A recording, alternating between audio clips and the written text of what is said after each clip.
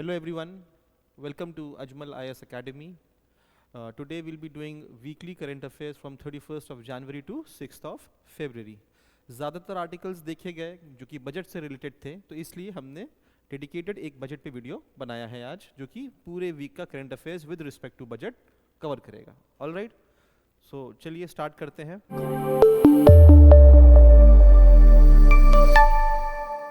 तो पहले बेसिक्स देख लेते हैं कि बजट किस आर्टिकल में मेंशन्ड है और कौन प्रेजेंट करता है, ये सारी चीज़ें देख लेते हैं. तो अगर बात करें तो कॉन्स्टिट्यूशन में किसी भी आर्टिकल में बजट का कोई मेंशन नहीं है. ठीक है. Article 112 talks about annual financial statement. तो अगर कोई भी यूपीएससी क्वेश्चन पूछता है कि बजट टर्म किस आर्टिकल में मेंशन्ड है, तो वो स्टेटमेंट गलत हो जाएगा. किसी भी आर्टिकल में बजट शब्द नहीं दिया हुआ है. Article 112 talks about annual financial statement, और एनुअल फाइनेंशियल स्टेटमेंट कुछ नहीं होता, बस बेसिकली बजट होता है. और बजट में बेसिकली आने वाले ईयर में जो भी एक्सपेक्टेड गवर्नमेंट एक्सपेंडिचर्स करेगी, जो भी एक्सपेक्टेड टैक्सेस लगाएगी, कहाँ से पैसा रेस करेगी, उन सारी चीज़ों की बारे में बताते हैं. ठीक है, चलिए आगे देखते हैं. ठीक है, सो आर्टिकल 112 में एनुअल फाइनेंशियल स्टेटमेंट की बात की गई है, तो उसी में ही बजट का प्रोविजन है. ऑल राइट, आगे देखते हैं कौन बजट प्रिपेयर करता है. So the budget is prepared by budget division, that is department of economic affairs, ministry of finance. ठीक है. तो अगर कोई क्वेश्चन आए, ये यूपीएससी में ये क्वेश्चन पूछा जा चुका है कि बजट कौन सा डिपार्टमेंट प्रपोज बनाता है, तो बेसिकली कौन सा डिपार्टमेंट बनाता है, department of economic affairs, ministry of finance. This has previously been asked in a UPSC examination. ठीक है. और बजट को पेश करने से पहले पार्लियामेंट में you need to have the president's recommendation. All right, ठीक है, फाइन. चलिए आगे देखते हैं. 2017 से पहले दो अलग अलग बजट पेश किए जाते थे इंडिया में. ठीक है. वो एक कॉलोनियल लीगेसी थी. रेलवे बजट सेपरेटली पेश करते थे एंड जनरल बजट अलग से पेश करते थे.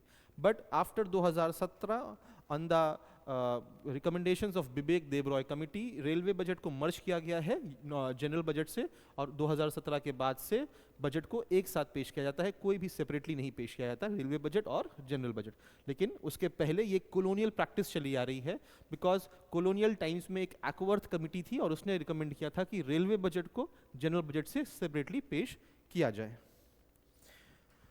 ऑल राइट, चलिए आगे बढ़ते हैं.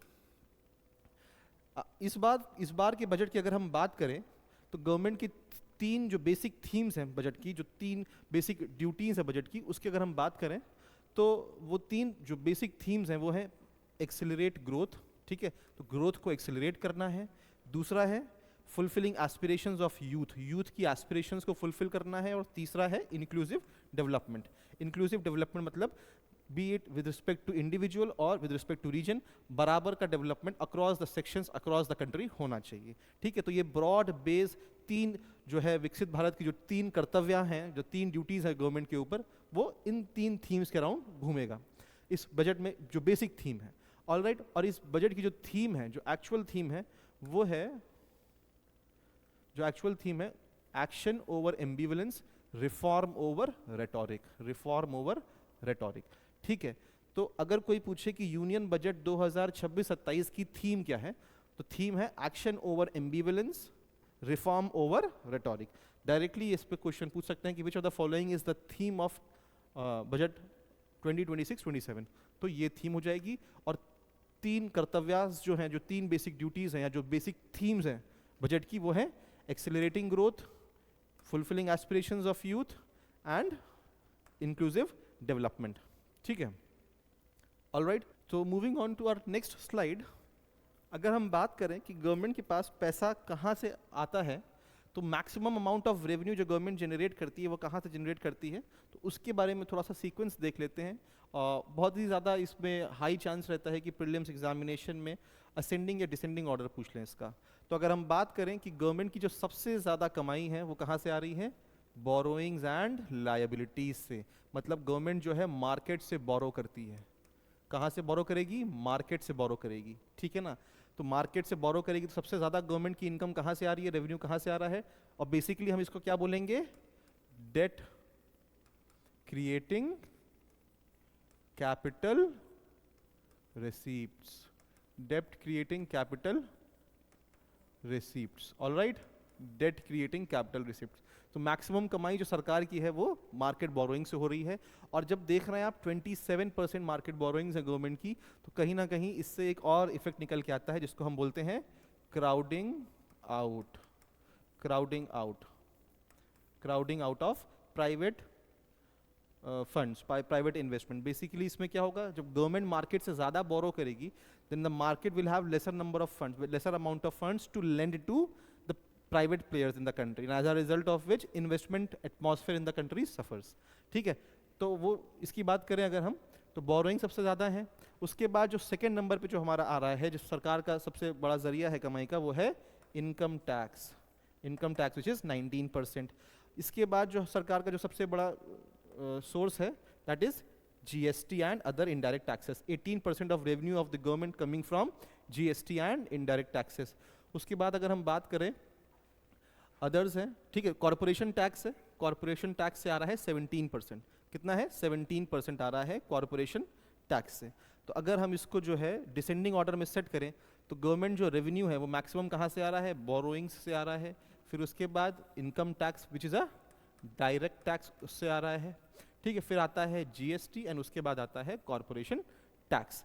ठीक है, इस ऑर्डर को याद रखिएगा। इसमें डायरेक्ट जो है गवर्नमेंट UPSC और APSC डायरेक्टली इस सेक्शन से क्वेश्चंस पूछ सकता है कि maximum source of revenue for the government is corporation tax और GST और इनकम टैक्स, या फिर इसका एक ऑर्डर पूछ लेगा कि arrange the following sources of revenue of the government in ascending और डिसेंडिंग ऑर्डर। ठीक है, चलिए आगे देखते हैं।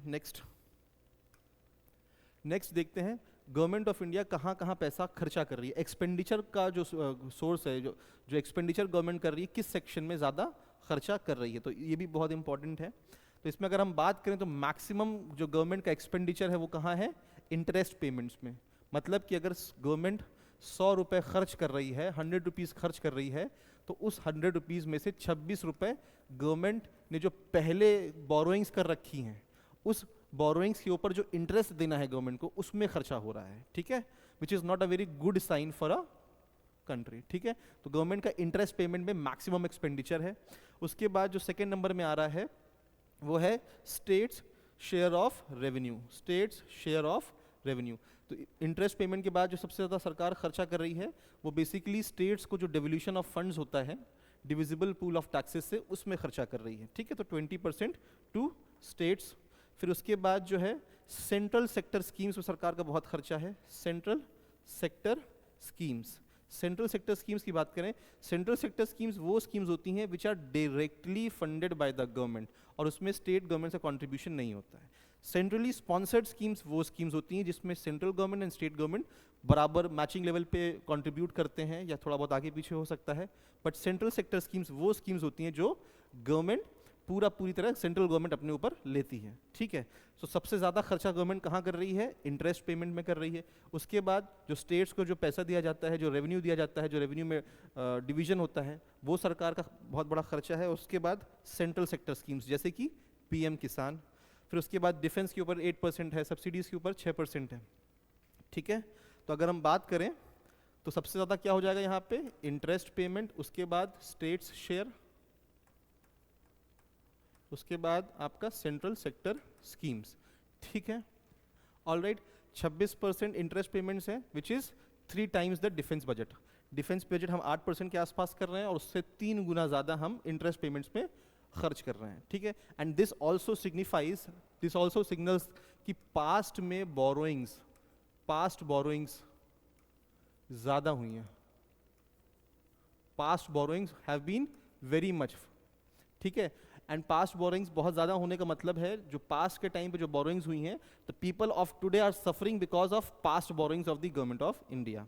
ऑलराइट, मूविंग फॉरवर्ड, अगर हम बात करें कुछ मैक्रो इकोनॉमिक फंडामेंटल्स की बात कर लेते हैं, जो कि डेटा सामने आया है, एंड आने वाले ईयर के लिए गवर्नमेंट ने क्या एक्सपेक्ट किया है उसके बारे में बात कर लेते हैं। तो फिस्कल डेफिसिट टारगेट जो गवर्नमेंट ने 2026-27 का रखा है, दैट इज 4.3%। 2025-26 में मतलब कि करंट फाइनेंशियल ईयर में 4.4% का फिस्कल डेफिसिट का टारगेट था, जो कि गवर्नमेंट रिड्यूस कर रही है, 4.3% पे लेके आई है, which is a good sign for fiscal consolidation.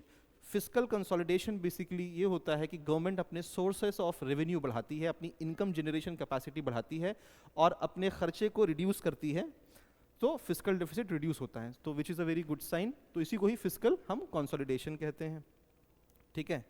तो 2026-27 में 4.3% का टारगेट रखा है, जो कि कम है 4.4% से, जो कि करंट फाइनेंशियल ईयर का टारगेट था। ऑलराइट, आगे देखते हैं। डेट टू जीडीपी रेशियो का जो टारगेट हमने रखा है आने वाले साल के लिए, वो रखा है 55.6%, विच इज 55.6%, जो कि कम है करंट फाइनेंशियल ईयर से, ठीक है, विच वॉज अराउंड 56%। तो हमने आने वाले फाइनेंशियल ईयर में डेट टू जीडीपी रेशियो रखा है 55.6%, जो कि हम 2031 तक टारगेट लिया गया है कि इसको कम करके लेस देन 50% पे लेके आना है, ठीक है। डेट टू जीडीपी रेशियो आप ऐसा समझिए कि सेंट्रल गवर्नमेंट कितना लोन ले रही है, ठीक है, जीडीपी के हिसाब से, ठीक है। तो उसे कम करना मतलब मैक्रो इकोनॉमिक फंडामेंटल्स को स्ट्रांग बनाना है, उसे कम करना मतलब following the path of fiscal consolidation. Alright, अब गवर्नमेंट कम लोन लेगी तो कहीं ना कहीं इंटरेस्ट पेमेंट्स रिड्यूस होंगे, ठीक है। तो गवर्नमेंट प्लान कर रही है इस चीज़ को भी करने का।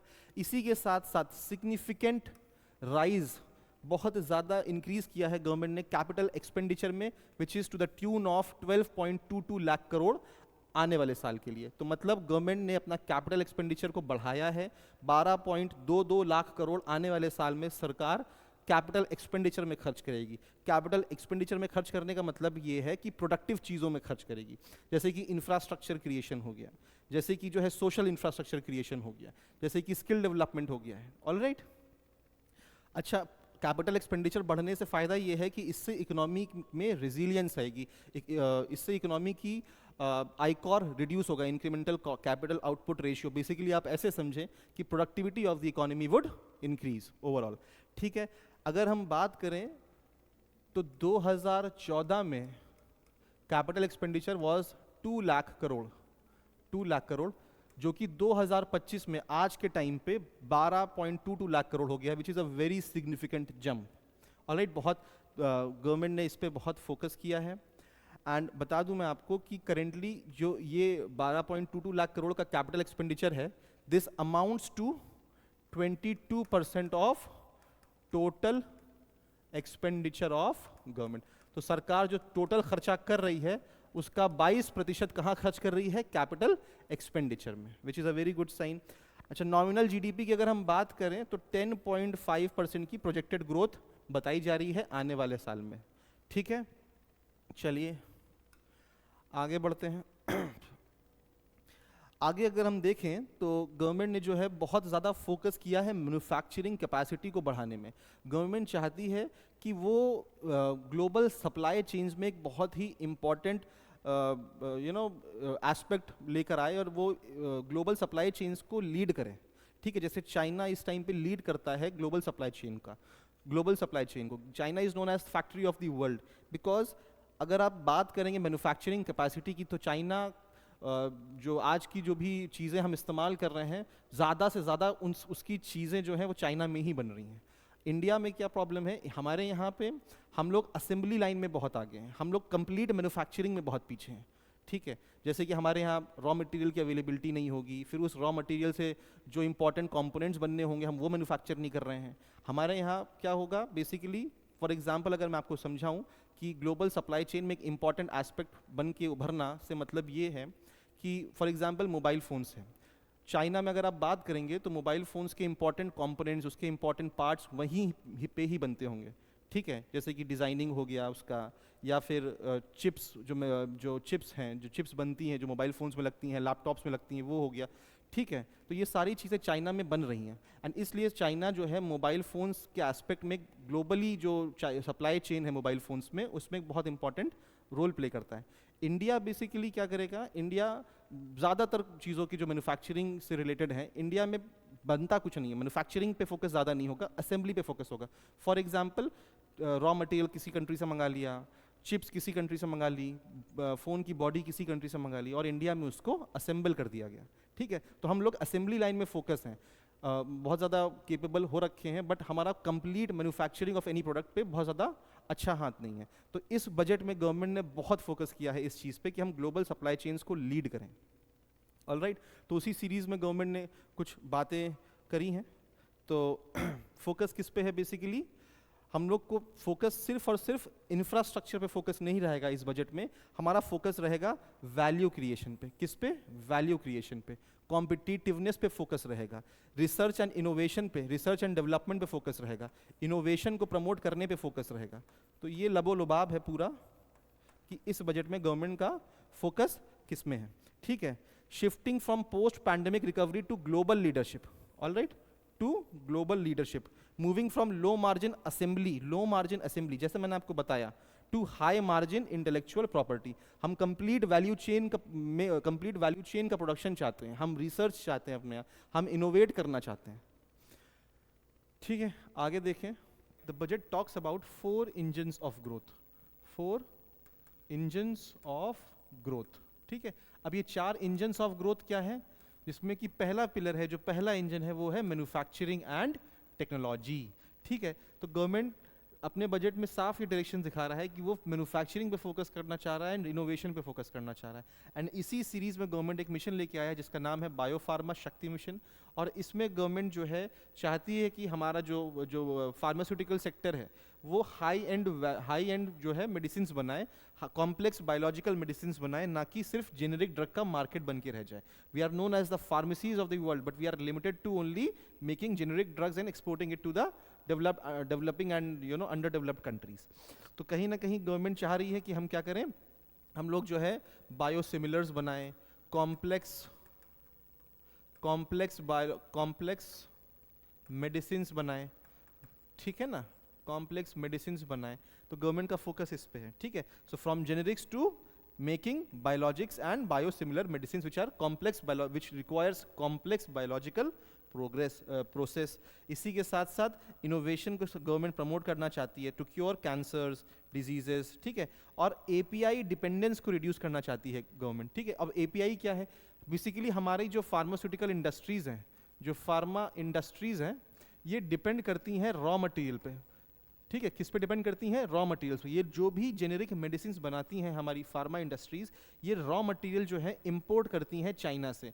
And approximately 70 to 75% of raw materials for making medicine in India comes from China. तो कहीं ना कहीं हमारी फार्मास्यूटिकल इंडस्ट्री डायरेक्टली और indirectly is very much dependent on China. तो इस डिपेंडेंस को भी खत्म कराने की बात करती है। दूसरा, हमारी मैन्युफैक्चरिंग कैपेसिटी को एनहांस करने के लिए गवर्नमेंट लेकर आई है इंडिया सेमीकंडक्टर मिशन 2.0। और इसके लिए गवर्नमेंट ने प्लान किया है टू मोबिलाइज 40,000 करोड़ रुपए, 40,000 करोड़ रुपीस। क्यों भाई इस चीज़ के लिए गवर्नमेंट क्यों इतना मोबिलाइज करना चाह रही है? बिकॉज आज के टाइम पे अगर हम देखेंगे जितने भी इलेक्ट्रॉनिक गुड्स हैं एंड जितने भी मॉडर्न अप्लायंसेज हैं, हर चीज़ में चिप्स का इस्तेमाल हो रहा है। किसका इस्तेमाल हो रहा है? चिप्स का इस्तेमाल हो रहा है। Mobile phones, washing machines, cars, electric vehicles, everything. तो हर चीज़ कहीं ना कहीं हमारी जो रोज़ की ज़रूरतें हैं उसमें हम चिप्स का इस्तेमाल कर रहे हैं। एंड इंडिया में चिप मैन्युफैक्चरिंग इकोसिस्टम बहुत ज़्यादा ख़राब है। अगर हम बात करें हमारी मोबाइल फ़ोन मैन्युफैक्चरिंग की, तो इनफैक्ट ज़्यादातर जो हमारी मैन्युफैक्चरिंग ऑफ इलेक्ट्रॉनिक गुड्स हैं, तो इंडिया में जो बेसिक कंपोनेंट्स होते हैं जैसे chips manufacturing, designing of electronic goods, ये सब इंडिया में नहीं होता। ये सब बाहर की डेवलप्ड कंट्रीज़ या फिर चाइना या साउथ कोरिया ऐसी कंट्रीज़ में होता है, ठीक है। हम क्या करते हैं, हम चाइना से चिप्स मंगाते हैं, डिज़ाइनिंग साउथ कोरिया में हो रही है चीज़ों की, ठीक है। एंड कंपोनेंट्स किसी एक अलग जगह बन रहा है, और हम इंडिया में क्या करते हैं, इन सारी चीज़ों को इंपोर्ट कराते हैं, इनको असेंबल करते हैं और मार्केट में बेच देते हैं।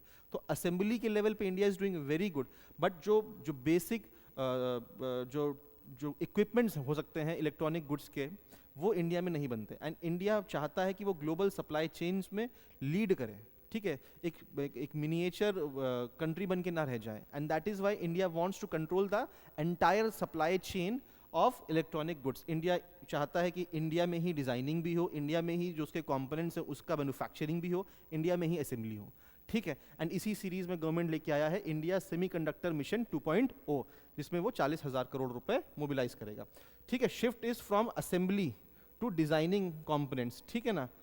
और चिप्स वैसे भी chips are the new oil, ठीक है। एंड इंडिया में अच्छे खासे जो चिप्स आते हैं असेंबली के लिए, वो कहाँ से आ रहे हैं? चाइना से। तो हमें अपनी स्ट्रैटेजिक डिपेंडेंस ऑन चाइना को भी रिड्यूस करना है विद रिस्पेक्ट टू सेमीकंडक्टर्स, ठीक है। ऑलराइट, फाइन, आगे बढ़ते हैं। एक रेयर अर्थ कॉरिडोर की बात की गई है। इंडिया में आज के टाइम पे जो रिन्यूएबल्स हैं, या फिर जो चिप्स हैं, या फिर जो बैटरी एनर्जी स्टोरेज सिस्टम है, बैटरीज हैं, इनमें कुछ ऐसे रेयर अर्थ मिनरल्स का इस्तेमाल होता है जो इंडिया में जिनका एक्सकेवेशन ज़्यादा है नहीं, ठीक है। तो ऐसी ऐसी जगह ढूंढी जा रही हैं जहाँ पे इंडिया में रेयर अर्थ मिनरल्स प्रेजेंट हैं, और वहाँ से उनका एक्सकेवेट किया जाएगा और उसको इस्तेमाल किया जाएगा, ठीक है। सो कोस्टल स्टेट्स जैसे कि उड़ीसा हो गया, केरला हो गया, ठीक है ना। तो यहाँ पे जो है आपको क्रिटिकल मिनरल्स मिल जाएंगे, जैसे मोनाजाइट सैंड्स होती हैं, ठीक है ना। तो यहाँ पे आपको ये मिनरल्स मिलेंगे, जिससे कि हमारी dependency with respect to critical minerals, lanthanum हो गया, लैंथेनाइड्स हो गए, या एक्टिनॉइड्स हो गए, ठीक है ना, ये सब हमको कहाँ मिल जाएगा? इन कोस्टल स्टेट्स में मिलेगा। तो हमारी dependency on China for these critical minerals which are used in various strategic sectors these days like battery energy storage system, permanent magnets को बनाने के लिए चाहिए होता है, तो हमारी डिपेंडेंसी ऑन चाइना रिड्यूस कर जाएगी। आगे बढ़ते हैं। तो जो हमारा नेक्स्ट इंजन ऑफ ग्रोथ होगा, जो नेक्स्ट पिलर है, वो है इंफ्रास्ट्रक्चर, ठीक है। तो गवर्नमेंट ने इंफ्रास्ट्रक्चर पे बहुत ज़्यादा फोकस किया है, एंड उसी सीरीज में जो है गवर्नमेंट हाई स्पीड रेल लेके आई है। 7 नए कॉरिडोर्स बनाने की बात की है जहाँ पे हाई स्पीड रेल चलेगी, ठीक है। और क्यों करना है? बेसिकली मेगा रीजन्स की बात की गई है। गवर्नमेंट ऑफ इंडिया वांट्स कि हमारे देश में लॉजिस्टिकल एफिशिएंसी बहुत अच्छी हो जाए, लॉजिस्टिक्स की एफिशिएंसी हो जाए, ठीक है।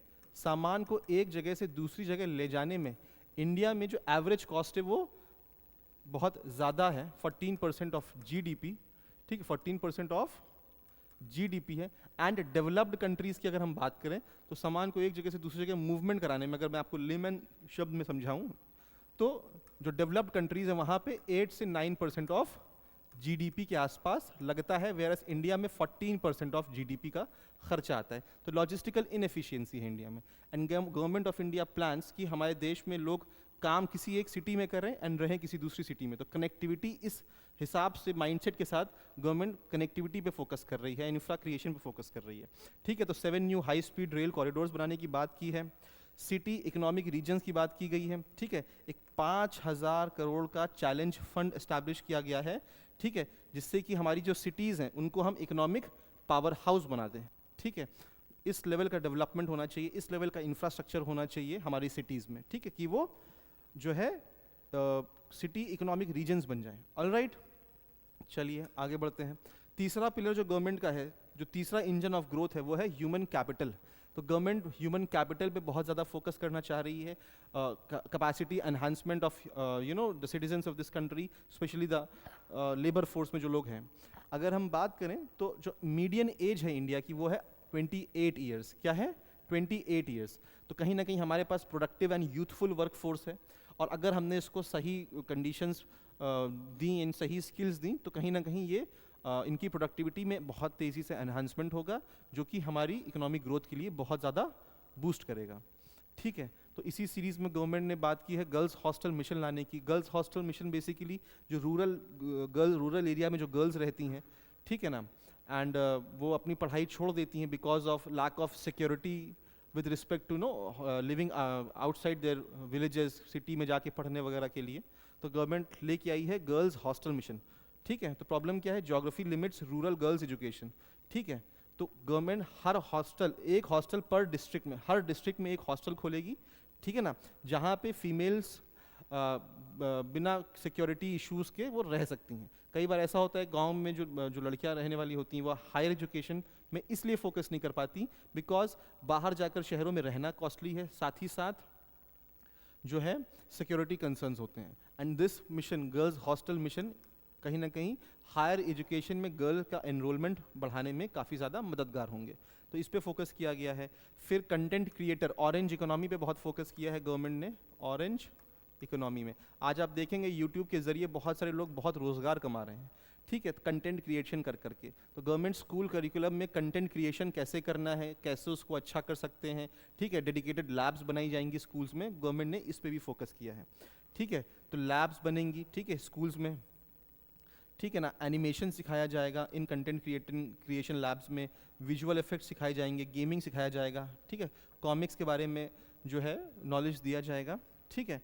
तो इससे क्या होगा, बेसिकली हमारी जो ऑरेंज इकोनॉमी है, जो कंटेंट क्रिएशन है, वो जो इकोनॉमी है, जो यूट्यूब वगैरह इन सब चीज़ों से कंटेंट क्रिएट करके पैसे कमा रहे हैं, तो वो फॉर्मलाइज होगी धीरे धीरे, ठीक है।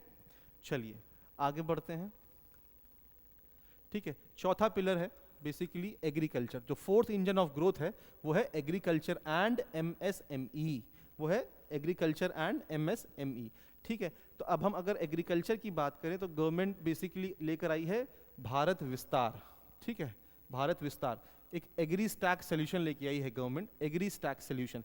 अब ये एग्री स्टैक क्या है, बेसिकली जिस तरह से आधार होता है एंड उसका आईडी होता है, वैसे ही एग्री स्टैक में क्या किया जाएगा, फार्मर की आईडी क्रिएट की जाएगी। किसकी? फार्मर्स की आईडी क्रिएट की जाएगी एंड उस आईडी में उस फार्मर की सारी डिटेल्स मेंशन होंगी कि इनका लैंड रिकॉर्ड कहाँ है, ठीक है, ये क्या फसल उगाते हैं, क्रॉप्स ग्रोन, ठीक है ना। So all the details with respect to that farmer would be present in that ID, ठीक है। अब इससे क्या फ़ायदा होगा, सारा डेटा उस फार्मर से रिलेटेड एक ही जगह पे अवेलेबल होगा। तो इससे क्या है, क्रेडिट लेने में, लोन लेने में किसान को आसानी मिलेगी। कोई भी गवर्नमेंट बेनिफिट है जो उस किसान तक पहुंचना है, वो आसानी से पहुंच सकता है, ठीक है।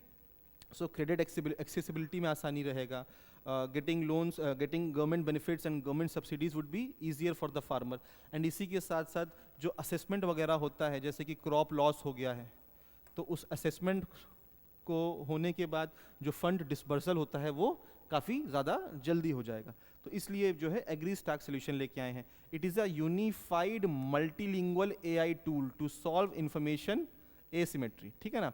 इसी के साथ साथ इस आईडी पे जो है किसानों को इंपॉर्टेंट इन्फॉर्मेशन बता दी जाएगी, मार्केट से रिलेटेड, मार्केट में क्या प्राइसेस चल रहे हैं, ऑलराइट, वेदर फोरकास्ट क्या है, ऑलराइट। तो ये गवर्नमेंट ने फोकस किया है। इसी के साथ साथ गवर्नमेंट ऑफ इंडिया चाहती है कि हमारा एमएसएमई सेक्टर ग्रो करे, ठीक है ना। एमएसएमई सेक्टर ग्रो करने के लिए गवर्नमेंट ने 10,000 करोड़ का एक फंड मोबिलाइजेशन का प्रोविजन किया है, ठीक है ना। इंडिया में जो हमारे यहाँ जो एमएसएमई है, तो उनका प्रॉब्लम ये है कि हमारे यहाँ एमएसएमई एक सर्टेन लेवल ऑफ ग्रोथ के बाद और ज़्यादा बड़ी नहीं बन पाती हैं। जो हमारे यहाँ जो एमएसएमई सेक्टर्स हैं, जो फर्म्स हैं, वो छोटे से बीच में डेवलपमेंट की तरफ जाती हैं, they perform very well, but एक सर्टेन लेवल के बाद वो अपने आप को बड़ी बड़ी कंपनीज में, बड़े बड़े जाइंट्स में डेवलप नहीं कर पा रही हैं। तो इंडिया में एक ये बहुत बड़ा इशू है विद रिस्पेक्ट टू एमएसएमई, कि छोटे से थोड़ा सा ग्रो कर पाएंगे, मिडिल लेवल पे जो आना चाहिए हमारी फर्म्स को, जो माइक्रो स्मॉल मीडियम एंटरप्राइजेस हैं, वो नहीं आ रहे हैं। तो ठीक है, इंडिया में आप देखोगे एमएसएमई सीधे बहुत बड़ी बड़ी कंपनीज होंगी या फिर छोटे लेवल पे छोटे छोटे बिजनेस कर रहे होंगे, ठीक है। तो मिडिल लेवल पे जो हमारी एंटरप्राइजेस होनी चाहिए वो मिसिंग है। तो इसी को ही बोलते हैं मिसिंग मिडिल सिंड्रोम। इसका रीज़न ये है कि हमारी जो एमएसएमई सेक्टर है वो जब छोटे लेवल पे रहती हैं, स्मॉल लेवल पे रहती हैं, तो they are given plenty of tax benefits, ठीक है। उनको बहुत सारे लॉस को फॉलो नहीं करना पड़ता गवर्नमेंट का। बट जैसे ही हमारी एमएसएमईज ग्रो करने लगती हैं, टैक्स लायबिलिटी उन पे बढ़ती है, लॉस का कंप्लायंस बढ़ने लगता है उस पर, तो जानबूझ के ऐसा देखा गया है कई सारी एमएसएमईज अपने आप को एक सर्टेन लेवल के बाद ग्रो करने से रोकती हैं, and they maintain to be small firms और स्मॉल एंटरप्राइजेस, ठीक है। तो गवर्नमेंट बेसिकली एक SME, micro small medium enterprise growth fund लेके आई हैं, जिससे इनको क्रेडिट मिलने में आसानी हो सके। इसी के साथ साथ गवर्नमेंट ने एक प्रोविजन लेके आई है trades scheme, which is trade receivable scheme, trade receivable discounting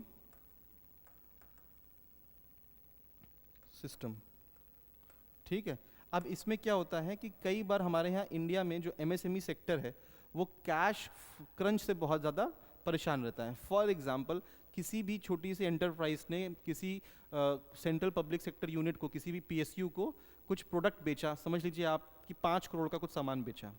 अब वो पीएसयू जो है बिल्स क्लियर होने में एंड एमएसएमई को वापस पेमेंट मिलने में अराउंड महीना, 2 महीना, 3 महीने लग जाते हैं कई बार। एंड इस 3 महीने की पीरियड के लिए the MSMEs do not have funds कि वो अपना बिजनेस आगे एक्सपैंड करें या बढ़ाएं या फिर नया रॉ मटेरियल खरीदें।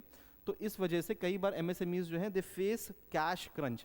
अब क्या सिस्टम होगा कि अगर किसी MSME ने किसी PSU को पैसे दिए हैं, ठीक है, तो जो वो बिल होगा MSME उस बिल को लेके जाएगी किसी बैंक में एंड उस बैंक में वो दिखाएगी उस बिल को, उस इनवॉइस को, और उस इनवॉइस के ऊपर बैंक MSME को फंड्स रिलीज कर देगा। फॉर एग्जांपल अगर 5 करोड़ रुपए का कुछ पेमेंट किसी MSME को किसी PSU से मिलना है तो वो उस 5 करोड़ के बिल को जाकर MSME किसी बैंक में देगी एंड बैंक उस 5 करोड़ का बिल देख के MSME को 4 करोड़ 90 लाख रुपए या 4 करोड़ 95 लाख रुपीस उस MSME को दे देगी। तो कहीं ना कहीं कुछ परसेंट कट गया है उस MSME का, but MSME have immediate funds with them to pay to their workers और get raw materials for the next order and etcetera. तो इस वजह से जो MSME है they can keep on growing, ठीक है। इसमें बैंक को एक छोटा सा कट मिल जाता है, जैसे 5 करोड़ का बिल लगाया तो उनको उन्होंने कितना पेमेंट किया MSME को, 4 करोड़ 95 लाख रुपीस, ठीक है। तो 1, 2, 3 लाख 5 लाख का फायदा बैंक्स को हो गया एंड इसी के साथ साथ बैंक्स को 2-3 महीने बाद PSU पेमेंट वापस कर देगा 5 करोड़ रुपए का, ठीक है। तो ये एक सिस्टम गवर्नमेंट लेके आई है विच is trade receivable discounting system. तो MSME सेक्शन के लिए गवर्नमेंट फंड लेके आई है, एग्री स्टैक्स सोल्यूशन हो गया एग्रीकल्चर सेक्टर के लिए। आइए आगे बढ़ते हैं, ठीक है। तो बेसिकली हमने डिस्कस किए 4 इंजन्स ऑफ ग्रोथ जिस पे गवर्नमेंट ने बहुत ज़्यादा फोकस किया है विद रिस्पेक्ट टू बजट 2026-27। आगे अगर हम बात करें टैक्सेशन की एंड ईज ऑफ लिविंग की, तो टैक्सेशन में जो गवर्नमेंट ने चेंज किया है, इनकम टैक्स एक्ट को इम्प्लीमेंट करने की बात की गई है and it replaces income tax act 1961। तो 1 अप्रैल 2026 से इनकम टैक्स एक्ट लागू हो रहा है 2025, रिप्लेसिंग इनकम टैक्स एक्ट 1961, ठीक है। अच्छा, इसमें क्या फ़र्क क्या है, कोई बहुत ज़्यादा डिफरेंस नहीं है, but income tax act 2025 is simple in language, ठीक है। एंड काफ़ी सारे सिंप्लिसिटी ऐड की गई हैं टैक्स फाइलिंग से रिलेटेड, बाकी कोई मेजर चेंजेस नहीं किए गए हैं। इसी के साथ साथ जो है दूसरा हम बात करें तो डायरेक्ट टैक्स स्टेबिलिटी की बात करें तो गवर्नमेंट ने जो अर्लियर टैक्स स्लैब्स थे उनको मेंटेन रखा है, उसमें कोई चेंज नहीं किया है, ठीक है। कस्टम ड्यूटीज़ में बेसिकली गवर्नमेंट ने जो है बहुत सारी छूट दी हैं। फॉर एग्जांपल अगर जो छूट मिली भी है इंडिया में with respect to custom duty, वो मैन्युफैक्चरिंग को प्रमोट करने के लिए मिली है। जैसे कि इंडिया में अगर कोई चिप मैन्युफैक्चरिंग कंपनी है या फैक्ट्री है, तो अगर उसे कुछ रॉ मटेरियल्स मंगाने पड़ रहे हैं बाहर से, चाइना से या किसी भी कंट्री से, तो गवर्नमेंट ऑफ इंडिया अब उस पर कस्टम ड्यूटीज़ या इंपोर्ट ड्यूटीज़ नहीं लगाएगी, रिड्यूस कर देगी, ठीक है। इससे क्या होगा, मैन्युफैक्चरिंग जो मैन्युफैक्चरिंग यूनिट है, जो फैक्ट्री है, उसको रॉ मटेरियल रिलेटिवली सस्ते रेट पे मिल जाएगा, तो इंडिया में जो मैन्युफैक्चरिंग इकोसिस्टम है उसको बढ़ावा मिलेगा। So that is why government is trying, has basically in this budget has reduced custom duties on various raw materials of finished goods, ठीक है। तो reduced duty on inputs for lithium ion batteries के लिए जो inputs लगने हैं, अब government of India चाह रही है कि लिथियम आयन बैटरीज की मैन्युफैक्चरिंग इंडिया में हो, तो जो इनपुट जो रॉ मटेरियल्स लगते हैं लिथियम आयन बैटरीज के लिए, एंड वो रॉ मटेरियल जो हमें बाहर की मार्केट से, बाहर की कंट्री से इंपोर्ट कराना पड़ेगा, हमने उस पर कस्टम ड्यूटीज रिड्यूस कर दी हैं, ठीक है।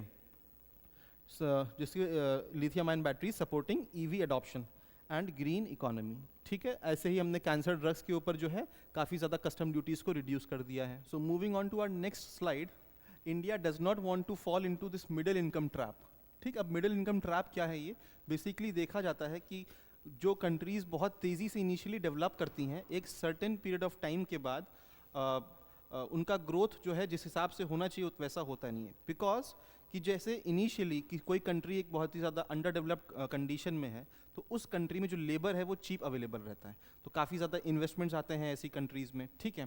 बट विद टाइम वो जो लेबर है, वो चीप लेबर है, वो धीरे धीरे उसकी स्टैंडर्ड ऑफ लिविंग इंप्रूव होता है, तो then he starts demanding for more and more wages, and as a result of which that advantage which that underdeveloped country had because of cheap labor goes away, ठीक है ना। And that is the problem which plenty of countries like Brazil have been facing. South Korea भी अपना एक time पे यही problem face कर रहा था, जहाँ पे initially because of cheap labour काफ़ी ज़्यादा इन्वेस्टमेंट आया उस कंट्री में, बट विद टाइम वो एडवांटेज खत्म हो गया. बट साउथ कोरिया ने उस मिडिल इनकम ट्रैप में फंसने के बजाय इनोवेशन पे फोकस किया, ठीक है, हाई एंड प्रोडक्ट्स बनाने पे फोकस किया, मैन्युफैक्चरिंग पे फोकस किया, and as a result of which it went on to become a developed country and not falling into this middle income trap. India में भी कहीं ना कहीं इकोनॉमिस्ट लोग का कहना है कि India initially was a market for cheap labour, but with time कहीं ना कहीं वो जो एडवांटेज एक चीप लेबर वाला जो मिल रहा था इंडिया को, वो धीरे धीरे रिड्यूस हो रहा है. तो कहीं आने वाले टाइम में इंडिया एक मिडिल इनकम ट्रैप में फंस के ना रह जाए, जहाँ पे उसकी ग्रोथ रिड्यूस होना शुरू हो जाए एंड स्टैग्नेट कर जाए. एंड इसीलिए अगर आप बात करेंगे इस बजट की, तो गवर्नमेंट फोकस कर रहा है किस पे? इनोवेशन पे, रिसर्च एंड डेवलपमेंट में, ठीक है, क्योंकि सिर्फ और सिर्फ इंफ्रास्ट्रक्चर क्रिएशन से आप मिडिल इनकम ट्रैप को बीट नहीं कर सकते. आपको नेसेसरी इंफ्रास्ट्रक्चर के साथ साथ you need to have focus on research and development, you need innovation environment in the country, and along with that you need a broad manufacturing base. तो आप देखेंगे कि प्रीवियस अप्रोच में हमारा इंफ्रास्ट्रक्चर था, हम असेंबली पे फोकस कर रहे थे, इस बार research and development, IP creation पे फोकस है, ठीक है. पहले हमने क्या किया था? पीएलआई स्कीम पे फोकस किया था, ठीक है. पीएलआई स्कीम में काफ़ी ज़्यादा सब्सिडी गवर्नमेंट ने दी अगर कोई कंपनी अपना प्रोडक्ट बेच पा रही है, ठीक है. एंड इंडिया में आप बात करेंगे तो assembly line with respect to mobile phones बहुत ज़्यादा है. तो पहले जो स्कीम थी वो असेंबली को बढ़ावा दे रही थी कि आप कितना प्रोडक्ट बेच पा रहे हैं. अभी देखिए हम बात कर रहे हैं बायोफार्मा शक्ति मिशन की, इसमें हम बात कर रहे हैं कॉम्प्लेक्स मेडिसिन बनाने की इंडिया में, हम बात कर रहे हैं चिप डिज़ाइनिंग एटमॉस्फेयर की इंडिया में डिज़ाइनिंग हो, ठीक है, उसका मैन्युफैक्चरिंग इंडिया में हो, ना कि सिर्फ असेंबली हो गुड्स की, ठीक है. तो वैल्यू एडिशन पे फोकस पहले कम था, अभी ज़्यादा है, ठीक है. तो इसी सीरीज में बात की जा रही है कि India can not build its way to developed status solely by highways, it must innovate its way there, ठीक है. आगे मूव ऑन करते हैं नेक्स्ट स्लाइड में. तो ठीक है, हम कैसे एक डेवलप्ड कंट्री का जो विजन है 2047 तक जो हमें रीच करना है, वो हम कैसे कर सकते हैं? रिसर्च एंड डेवलपमेंट को हम बढ़ावा दे सकते हैं, बट करेंटली अगर हम कंडीशन देखें तो इंडिया का जो इन्वेस्टमेंट है विद रिस्पेक्ट टू R&D वो बहुत कम है कंपेयर टू डेवलप्ड कंट्रीज. 0.7% है इंडिया में, 0.7% of GDP is the investment in research in India. In developed countries में that goes up to 4% or 6% of GDP, ठीक है. प्राइवेट सेक्टर हमारे यहाँ इनोवेशन में ध्यान नहीं दे रहा, वेयर एज डेवलप्ड कंट्रीज में प्राइवेट सेक्टर बहुत ज़्यादा इन्वॉल्व रहते हैं. तो ये इशू है, बट हम लोग को रिसर्च एंड डेवलपमेंट पे फोकस करना पड़ेगा, हमें रैशनलाइजेशन करना पड़ेगा, हमें ह्यूमन कैपिटल डेवलपमेंट पे फोकस करना चाहिए, उसकी कैपेसिटी एनहांसमेंट पे फोकस करना चाहिए, ना कि फ्रीबीज देने में एंड फ्रीबी कल्चर को प्रमोट करने में. Third one is execution. हम जो फंड्स बना रहे हैं, हम जो भी स्कीम्स ला रहे हैं, हमें उसका एक इफेक्टिव इम्प्लीमेंटेशन करना चाहिए instead of only boasting about new schemes, ठीक है. तो हमारा जो फंड्स गवर्नमेंट दे रही है वो अंडर यूटिलाइज ना रहे या अनयूटिलाइज ना रहे, इफेक्टिव एलोकेशन ऑफ रिसोर्स हो, and along with that effective execution of those resources होना चाहिए, ठीक है. So that was all with respect to the budget series, but we have few key terms like जो कि हमारे लिए काम के हो सकते हैं एग्ज़ाम में. तो प्रीलिम्स के रिस्पेक्ट से फिस्कल डेफिसिट पूछ सकता है कि क्या है, और आप उसको मेंस में भी इस्तेमाल कर सकते हैं. तो फिस्कल डेफिसिट जो है इंडिया का 4.3% का टारगेट रखा है आने वाले ईयर के लिए. Capital expenditure is 12.22 lakh crore which is very very very important. Debt to GDP ratio का हमने जो टारगेट रखा है आने वाले साल के लिए 55.6% रखा है. अगर हम रेवेन्यू जनरेशन की बात करें तो गवर्नमेंट का मैक्सिमम रेवेन्यू आता है बोरोइंग से, फिर उसके बाद इनकम टैक्स से, फिर उसके बाद GST से. एक्सपेंडिचर की अगर हम बात करें तो गवर्नमेंट कहाँ खर्चा कर रही है, तो इंटरेस्ट पेमेंट्स पे सबसे ज़्यादा खर्चा करती है, फिर स्टेट्स को पैसा देने में खर्चा होता है, and schemes, central sector schemes में खर्चा होता है.